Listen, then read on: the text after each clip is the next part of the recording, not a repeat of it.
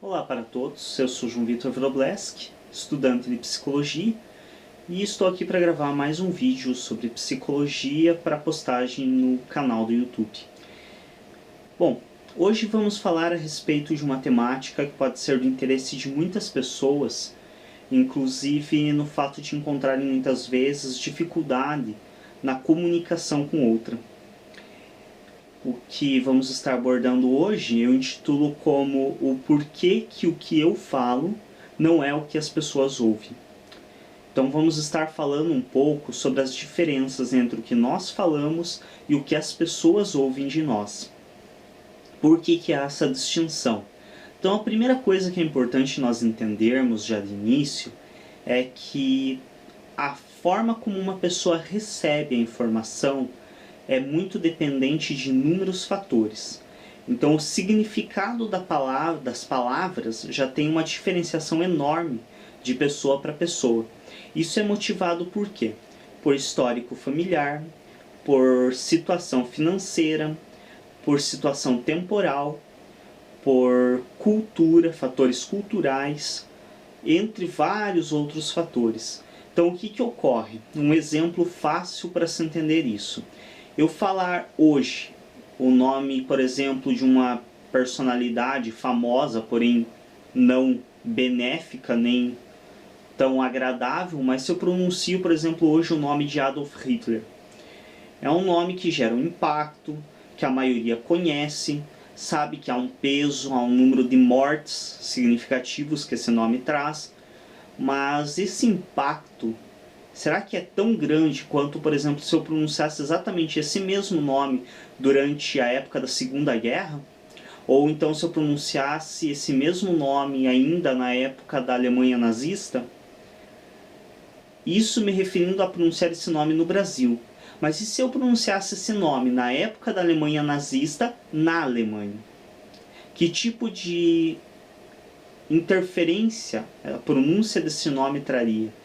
Qual seria a interpretação de quem estaria me ouvindo acerca deste nome? Então isso nos demonstra que por mais que as palavras mantenham significados próximos ao longo de anos, elas mudam muitas vezes o impacto, elas mudam muitas vezes o peso significativo desta palavra. Eu já trouxe alguns exemplos em vídeos anteriores, como por exemplo a questão do idiota, do retardado, que são termos médicos e que foram em determinado período da história utilizados como nomenclatura de distúrbios mentais. Então eram termos médicos utilizados pelo meio científico e que foram vulgarizados e trazidos como, hoje são tidos como xingamentos. Então isso nos demonstra como o contexto histórico altera o significado das palavras. E essa alteração, ela está tanto decorrente do contexto histórico, como do contexto social, como do contexto cultural. Esse já é um dos fatores para haver tanta distinção entre o que nós dizemos e o que as pessoas ouvem de nós. Então isso já faz com que haja uma grande diferença entre esses fatores, o que nós estamos falando e o que outra pessoa está ouvindo.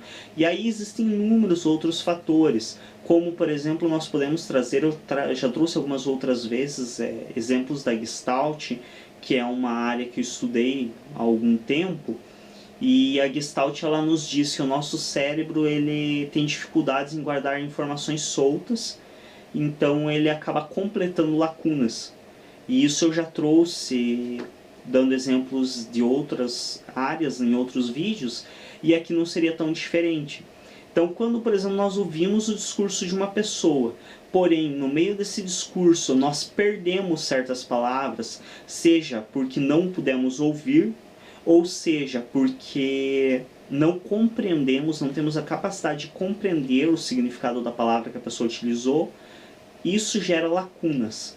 E o que ocorre? Nosso cérebro tende a completar essas lacunas com o que nós conseguimos. Então, o que ocorre? Quando uma pessoa, ou nós não ouvimos o que uma pessoa fala, ou ela utiliza palavras que estão fora da nossa compreensão, nós pegamos as básicas que compreendemos e tentamos preencher as lacunas com outras palavras conhecidas que deem sentido a esta frase. automaticamente, frequentemente, nós alteramos o sentido e o significado dessas frases. Isso também gera uma interpretação totalmente distinta do que a pessoa que pronunciou a frase inicialmente tendia a desejar. Isso também é um fator que altera muito a compreensão acerca de uma determinada frase ou de um determinado diálogo. Outros fatores que podem influenciar e fazer com que o que eu falo não seja o que a pessoa está ouvindo. Por exemplo, situações de extremo estresse ou de extrema euforia, uma situação onde a pessoa recebeu uma notícia muito impactante, seja impactante porque despertou emoções negativas, ou seja impactante porque despertou alegria, euforia extrema.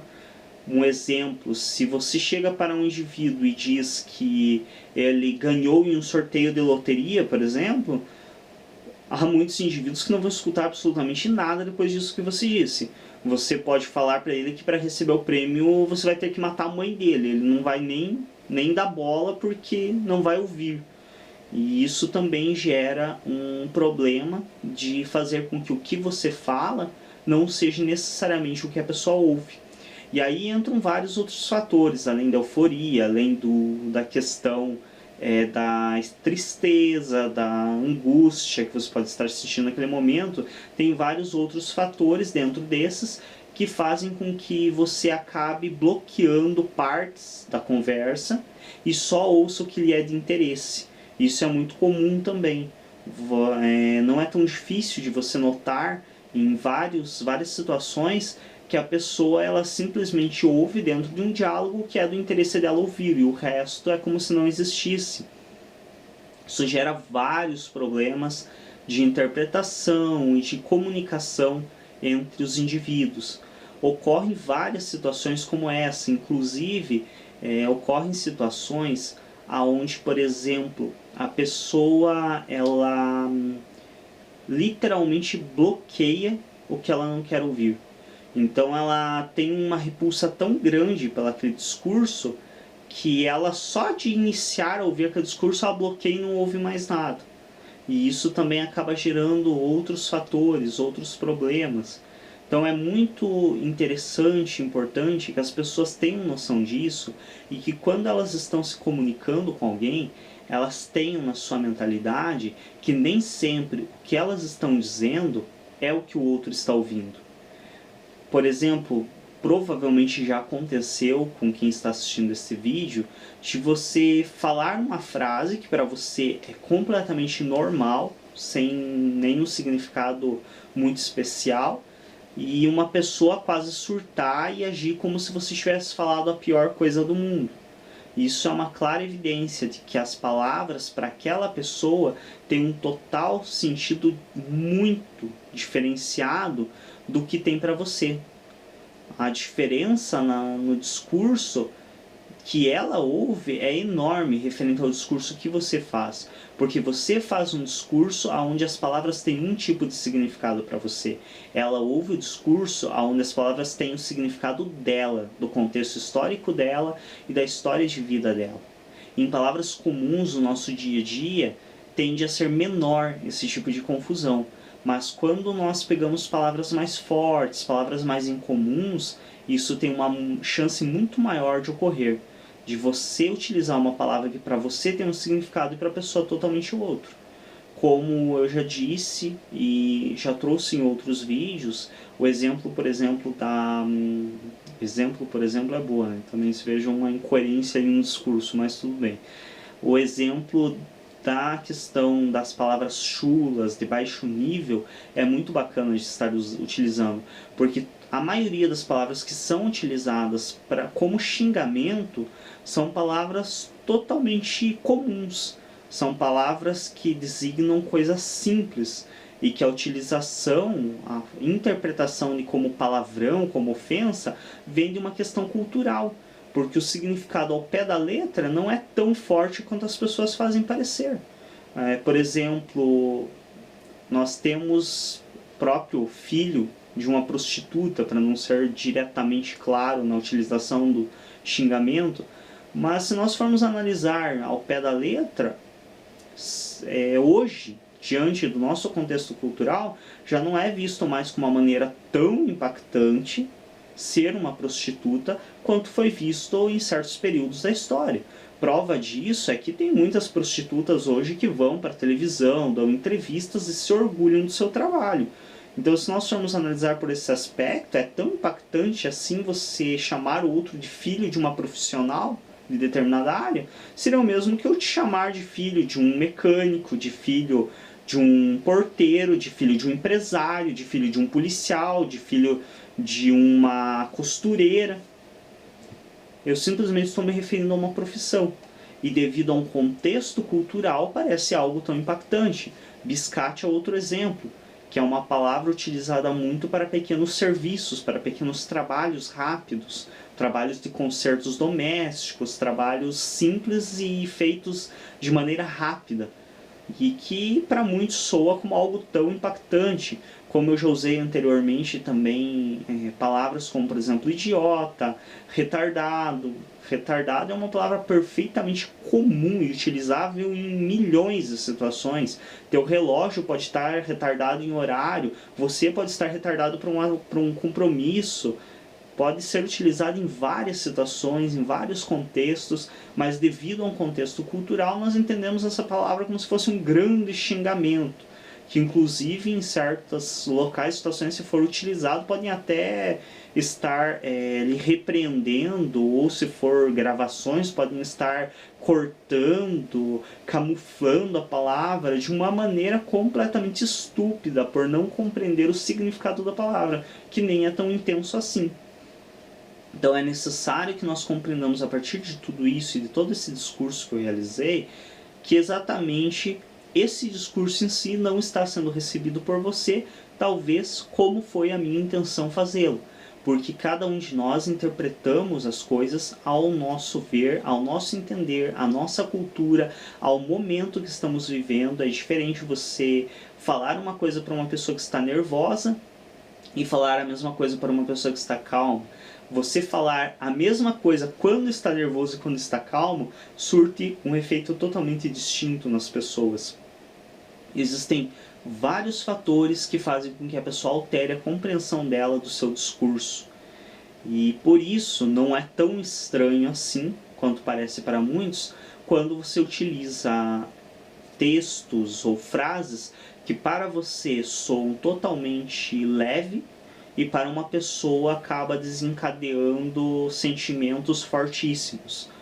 É necessário compreender que ela está recebendo esse discurso a partir da visão e compreensão dela, e não da sua. Então é uma coisa bastante complicada, é bem difícil você conseguir fazer com que a pessoa tente ao menos receber o discurso da forma como você se propôs a realizá-lo. Eu, pessoalmente, já tive muitos problemas com várias pessoas, muitos problemas sem intenção, realmente por utilizar palavras que a pessoa não conhecia o real significado, ou por realmente formular o discurso de uma maneira que estava superior à compreensão momentânea dela. Assim como também já tive problemas por intencionalidade, em estar utilizando palavras com seu contexto original, para qual elas foram concebidas, justamente para estar também quebrando um pouco desse preconceito e dessa hipocrisia de enxergar um discurso somente a partir da cultura momentânea e não contextualizar ele, já que nesses determinados momentos eu estava realizando discursos para pessoas que, devido ao seu nível intelectual, deveriam ser mais cuidadosas com a compreensão das palavras. Devemos sempre estar atentos a tanto no realizar nosso discurso, e entender como as pessoas irão receber o que estamos falando e qual é a compreensão delas acerca disso, como também estar nos cuidando ao interpretar o discurso de outra pessoa e buscar entender se realmente para ela aquele discurso tem o mesmo sentido que está tendo para nós, ou se muitas vezes o que ela quer dizer é totalmente distinto do que nós estamos interpretando a partir da nossa visão de mundo. Este vídeo será um pouco mais curto, eu vou encerrar ele por aqui mesmo. Foi mais uma introdução a esse assunto mesmo, uma forma de analisar esta questão do discurso, de como ele é realizado e como ele é entendido. E posteriormente, provavelmente eu vou estar postando mais vídeos no canal a respeito desta temática e de outras temáticas, então esteja se inscrevendo aí no canal para receber as novidades. E caso tenha gostado desse vídeo, clica em gostei e sempre esteja sendo atento à forma como você utiliza as palavras e entendendo que as pessoas podem não estar ouvindo exatamente o que você está falando. Podem estar ouvindo coisas totalmente distintas do que você diz. E eu pretendo sim elaborar um material mais aprofundado acerca disso, mas aí creio que eu vou estar buscando embasamento teórico, algo um pouco mais palpável para estar fazendo um vídeo com um nível de seriedade um pouco maior e estar realmente trazendo um trabalho um pouco mais dentro da visão científica. Obrigado a todos por ter assistido este vídeo. Não se esqueçam, se inscrevam no canal, clique no gostei para prestigiar o vídeo e para estar também nos ajudando a divulgar o material. Até um próximo vídeo.